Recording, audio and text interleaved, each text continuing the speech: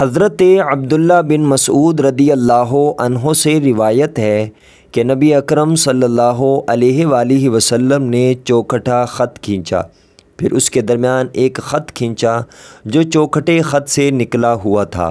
اس کے بعد درمیان والے خط کے اس حصے میں جو چوکھٹے کے درمیان تھا چھوٹے چھوٹے بہت سے خطوط کھینچے، اور پھر فرمایا کہ یہ انسان ہے اور یہ اس کی موت ہے جو اسے گھیرے ہوئے ہے، اور یہ جو بیچ کا خط باہر نکلا ہوا ہے وہ اس کی امید ہے، اور چھوٹے چھوٹے خطوط اس کی دنیاوی مشکلات ہیں۔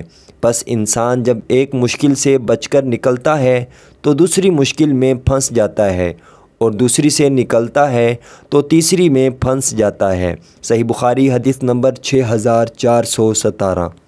حضرت ابو ہریرہ رضی اللہ عنہ سے روایت ہے کہ رسول اللہ صلی اللہ علیہ وآلہ وسلم نے فرمایا، اللہ تعالیٰ فرماتا ہے کہ میرے اس مومن بندے کا جس کی میں کوئی پیاری چیز دنیا سے اٹھا لوں اور وہ اس پر ثواب کی نیت سے صبر کر لے تو اس کا بدلہ میرے یہاں جنت کے سوا اور کچھ نہیں۔ صحیح بخاری حدیث نمبر 6424۔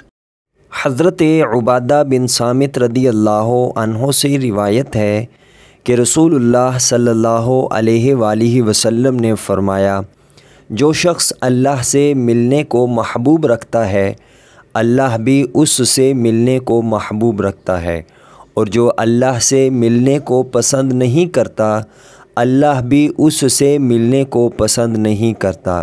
صحیح بخاری حدیث نمبر 6507۔